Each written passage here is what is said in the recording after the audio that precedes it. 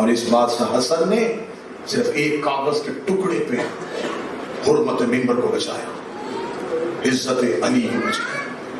شرط منوانے کے بعد سیدھے قبر رسول پہ گئے، جا کے کہتے نانا تیرا حسن جنگ جیت گیا، نانا آج ان سے شرط منوا کے آیا ہوں جنہوں نے تجھے کاغذ قلم نہیں دیا۔ وہاں سے اٹھ کے سیدھے آئے تربت سیدہ پہ، ماں کی قبر کی پائنتی پہ بیٹھ کے کہتے اماں آج میں نے محمد کا بیٹا ہونے کا حق ادا کیا ہے، اماں آج میں محافظ شریعت بن کے شرطیں منوا کے آیا ہوں، لیکن اماں جتنی شرطیں میں نے سخت لکھوائی ہیں اماں مجھے یقین ہے اب یہ امت مجھے جینے نہیں دے گی، اماں مجھے بتا جب دنیا مجھے اجر رسالت دے دے تو میں نانے کے پہلو میں جاؤں یا تیرے پاس ہوں؟ قبر سیدہ سے آواز آئی زخمی ہو کے نہ آنا، سیدھا ماں کے پہلو میں۔ آج ہے اس مسموم امام کا جنازہ جس نے زندگی میں کسی کو کبھی کچھ کہا ہی نہیں۔ آج ہے حسین کے بھی امام کا جنازہ، آج ہے آل محمد کے گھر کے حسن کا جنازہ جس نے نبی کو ابو جہل کے طانے سے بچایا تھا۔ سورہ کوثر کی عملی تفسیر کو حسن کہتے ہیں۔ کائنات کا پہلا جنازہ جو گھر سے نکلا ہے اور واپس گھر آیا، 28 سفر کی ڈھلتی ہوئی شام، جو پچھلی رات گزر گئی مل گئی زہر میرے مولا، جودا نے زہر دی۔ امام حسن کی آواز نے بتا میں تیرا اچھا امام نہیں؟ اس نے کہا بے شک آپ امام برحق ہیں۔ امام نے فرمایا پھر میرے بیٹا یتیم کیوں کیا؟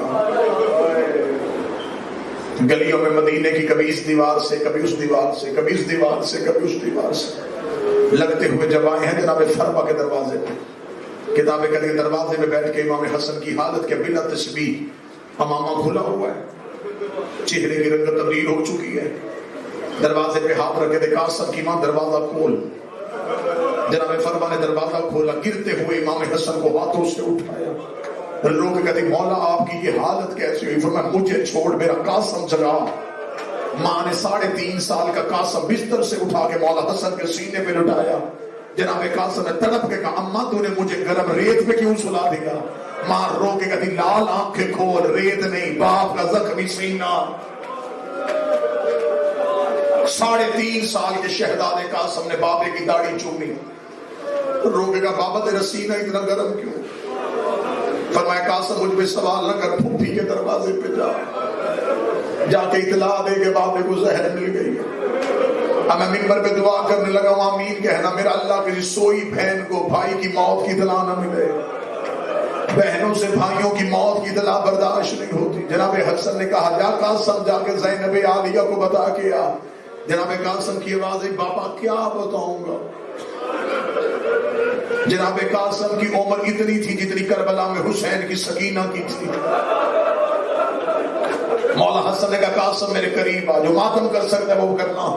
جناب قاسم کے سر سے امامہ اتارا، گریبان چاک کیا، رو کے کہا جا کچھ نہ کہنا، تیری حالت دے کے پہچان جائے گی، تو یتیم ہو گیا۔ چھوٹی چھوٹی اولاد والوں، آدھی رات قاسم کبھی اس دیوار پہ کبھی اس دیوار پہ روتا ہوا پھوپھی کے دروازے پہنچا۔ جناب حسن نے کہا تھا قاسم اگر میری زینب سو رہی ہو اسے جگانا نہ، تہجد کی نماز کے لیے اٹھے گی، علی کی نمازی بیٹی، پھر میری بہن کو اطلاع دینا۔ ادھر جناب قاسم دروازے پہ، دروازہ بند تھا، جناب قاسم نے اپنا چہرہ دروازے پہ رکھا، آہستہ آہستہ کہنے لگا اماں دروازہ کھول، میرا بابا کھڑیوں کا مہمان، اماں دروازہ کھول، میرے بابے کو زہر مل گئی ہے۔ ادھر جناب قاسم دہلیز میں بیٹھے، یا عالیہ بستر سے تڑپتے اٹھی، رو کے کہتی اماں فضا چراغ روشن کر۔ فرمایا بی بی کیا ہوا؟ فرمایا میں نے خواب دیکھا میری ماں کا پہلو سے ہاتھ اٹھا ہوا ہے، رو کے کہہ رہی ہے زینب میرا گھر اجڑ گیا ہے۔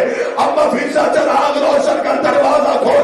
ادھر جناب فضا نے دروازہ کھولا، جناب قاسم کی پیشانی تحریف میں فضا کی آواز ہے بچے ابھی تو سیدزادیاں اٹھی ہے، اگر کسی چیز کی ضرورت ہو فجر کی نماز کے بعد آنا۔ جناب قاسم کی آواز ہے اماں پہچان۔ فضا رو کے کہتی میرا امیر قاسم، رو کہتی امیر نہیں تیرا یتیم قاسم۔ جب میں اشارہ کروں تب جنازے کو لائیے، 2 سطریں شہادت کی پڑھنے۔ اللہ تمہارا یہ ماتم قبول کرے، محمد کی بیٹی کا تمہیں کسی کا محتاج نہیں۔ جناب قاسم کے چہرے کی حالت دیکھی، جناب فضا رو کے کہتی ہے بی بی اجڑ گئے دروازے پہ قاسم۔ عالیہ نے جناب قاسم کو کھڑا کیا، کہا قاسم کیا ہوا؟ رو کے کہا پاپا نے حالت بنائی ہے۔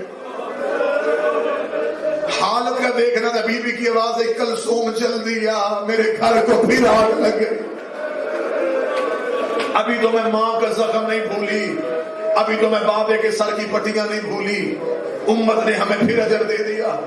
روتی ہوئی دونوں شہزادیاں جناب حسن کی دہلیز پہ آئیں، جناب حسن کی دہلیز پہ آئیں، ادھر حالت کے جگر کے ٹکڑے کٹ کٹ کے باہر آ رہے، جناب فروا تشت لے کے کھڑی ہے۔ جناب حسن کی آواز ہے کہ میری بہن آئے میرے جگر کے ٹکڑے چھپا لینا، ایسے نہ ہو میرے جگر کے ٹکڑے دیکھ کے میری زینب مر جائے۔ ادھر جناب زینب کا پہلا بہن آیا، جناب فضا نے تشت میں چادر دی، بی بی عالیہ کے کاندھے پہ ہاتھ آیا، آواز ہے چھپانا، میں ہاتھوں پہ لینے آئی۔ اور میری تین جوادی ثانی کو ماں کی وصیت تھی، میرے حسن کے جگر کے ٹکڑے اٹھانا۔ آ گئی ساری اولاد، ساری اولاد اختتام میں لے کے آؤں جناب حسن کی وصیت، ساری اولاد۔ مولا حسین نے بنا تشبیہ ایک لمحے کے لیے جو تاریخ میں واقعہ لکھا، مولا حسین نے اپنے سینے کی ٹیک دے کے جناب حسین کو بٹھایا، حسن کو بٹھایا۔ جناب حسن بادشاہ کی آنکھیں بند آنکھوں میں کہا حسین جی مولا میری زینب کا ہے۔ مولا آپ کا دائیں ہاتھ پکڑ کے بیٹھے، میری کلثوم کہاں ہے؟ مولا بائیں ہاتھ پکڑ کے بیٹھے۔ مولا حسن ایک لمحے کے لیے آنکھیں کھول کر ہر کوئی آ گیا، کسی نے عباس کو نہیں بتایا۔ جناب فضا کی آواز ایک دروازے پہ کھڑا ہے، سر سے امامہ اترا ہے، کبھی دائیں جاتا ہے کبھی بائیں جاتا ہے، رو کے کہتا میں بھی زندہ رہا، حسن کو بھی زہر مل گیا۔ آواز آئی اما فضا عباس کو بلائیے، جناب فضا کی آواز آئی، مولا غازی سرکار حسن بلا رہے۔ مولا عباس حجرے میں آئے، علی کی بیٹیوں نے چادریں سہی، بہنوں کے بین غازی سے برداشت نہیں ہوتے تھے۔ مولا حسن کی وصیت سنا، حسین اپنا ہاتھ دے، جناب عباس کا ہاتھ لے کے حسین کی ہاتھ دے، لوگوں کہ حسین میرے بعد میرے عباس کا خیال رکھنا، یہ میری ماں کی دعا کا اثر ہے، میری ماں اس کے کرتے سی کے گئی تھی۔ حسین میں تجھے امام بن کے حکم دیتا ہوں، تو ہے بابے کے صبر کا وارث، یہ ہے بابے کے جلال کا وارث، اگر کبھی عباس جلال میں ہے اسے سمجھا لیا کرنا۔ جناب حسین نے عباس کو سینے سے لگایا، مولا حسن کی آواز آئی عباس اب اپنا دوسرا ہاتھ دے، عباس کا دوسرا ہاتھ لے کے حسن کی آنکھوں سے آنسو آئے، آواز آئی این زینب این کلثوم، کہاں ہے میری بہنیں؟ دونوں بہنوں کی چادروں کے پلو پکڑے، عباس کے ہاتھ میں دیے، عباس کا دائیں ہاتھ اپنے سر میں رکھا، روکے کا سامان دے، جب تک تیری زندگی ہے میری بہنوں کی چادر کوئی نہ دیکھے۔